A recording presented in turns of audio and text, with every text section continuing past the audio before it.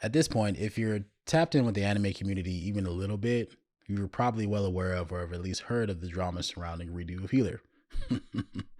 It's been amazing.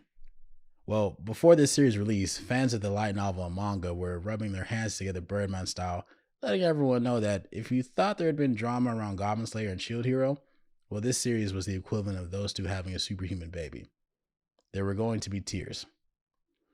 Being a fan of those series, after hearing that, I went and checked the manga out, and yeah, I immediately joined in on the Birdman hand rubbing. This one was going to piss some people off. I couldn't wait. Well, the first two episodes have released, and the reactions have been swift. There have been hilarious reaction videos, debut cancellations of the series in some Western countries, the series being review bombed on review sites by the easily offended, and English streaming services have been afraid to pick the series up due to their fear of the controversy. Rui, the creator, even responded to questions about the date of an English release of the light novel by letting people know that they were unable to secure an English publisher, but that could change if more and more fans kept asking for it.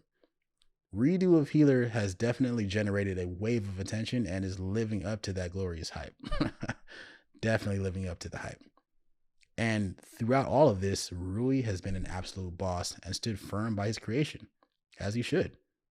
Like, I'm so happy that Redo of Healer exists because of what it represents, and that'll be the main focus of this video. So with that being said, let's talk about it.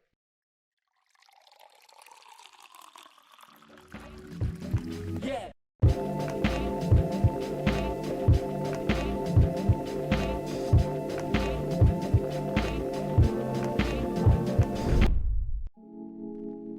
I think one of the most common initial reactions to Redo of Healer I've heard has been, how did this get an anime adaptation?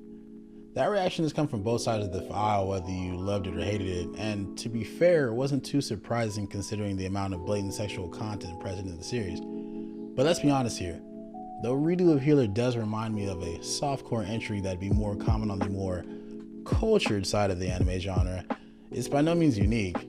I mean, I can think of 3 series off the top of my head with raunchy ass softcore sex scenes. We also see heavy sexual content in all sorts of media and entertainment that we regularly consume. I mean, let's be real, wasn't Game of Thrones one of the most popular shows on the planet? And that's just naming one. And at the same time, versions of this adaptation exist that were made to adhere to TV public broadcast standards. That means the depiction of the content is toned down in those versions the same way an R-rated movie is toned down a bit when played on a regular TV channel as opposed to in the theater. So that brings me to the question, why the controversy? Like with Goblin Slayer, Shield Hero, and even Uzaki-chan, I believe it's more the narrative behind it and or the depiction of the characters that drives the easily offended insane. I mean, let's be real here.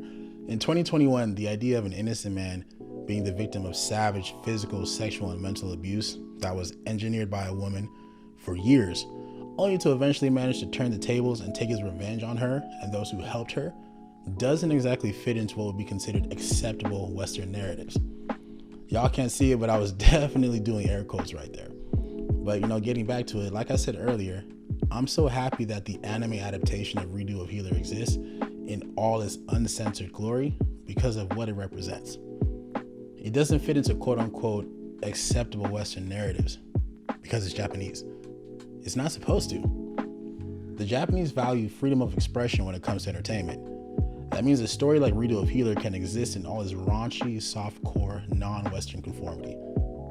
And not just exist, but have an audience that enjoys and supports the work enough for it to be successful. So to me, Redo of Healer getting an anime adaptation is in some ways Japan giving the middle finger to the idea of conforming to acceptable Western narrative standards. And the creator's unapologetic stance when it comes to his work and the support he's been receiving speaks to a dedication to that freedom of creativity. But why is that important? Once again, let's be real here. In recent years, anime has blown up, and that train isn't stopping. More and more revenue is coming from Western audiences, and many fans, myself included, have been worried about Japanese creators and studios abandoning the freedom of expression and creativity that makes their content so great, and really bowing to Western pressure to conform to Western standards. Whether that pressure comes from Twitter outrage mobs that represent a very vocal minority or companies with their own agendas, outside factors trying to control what comes out of Japan to the detriment of Japanese creators and the vast, vast majority of Western anime fans has been a fear. And the fiasco with Ishuzoku reviewers last year only worked to further cement that fear. A show that was very popular with fans was taken off the air, and Western backlash played a role in that. A Japanese creation was essentially told it shouldn't exist, and the networks behind it caved. The broader implications of something like that, in addition to some other censorship incidents in recent years, were really troubling. Last year, legendary mangaka Ken Akamatsu met with members of the Japanese government to discuss the future of anime and manga. In that meeting, which was actually detailed in an article written by Bounding Into Comics, which I'll link to in the description below, Akamatsu spoke about the threat of Western censorship as anime and manga's global footprint expands.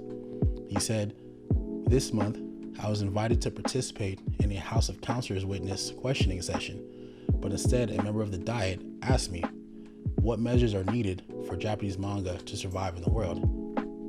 I replied, first and foremost, freedom of expression. Compared to other countries, Japan's forte is its freedom of creativity. However, with foreign platforms becoming more and more dominant, I would like to avoid a situation where Japanese works are regulated by foreign standards. I want to avoid situations where Japanese works are regulated by overseas standards." Look, man, fans are drawn to the genre because of the freedom of expression and quality present in these Japanese art forms. Anime and manga have grown into a global phenomenon due to Japanese creators being free to tell their stories without censorship. So when you see people in the West attempt to apply or force Western standards onto it in the guise of it needing to appeal to its new audience, you realize how ass fucking backwards that is. And it looks like with a series like Redo of Healer being greenlit, for now at least, Japan does as well. Now with all that being said, go enjoy you some anime titty bouncing action if that's your thing. But be sure to let me know your opinions on this topic in the comments below. I'll catch you on the next one.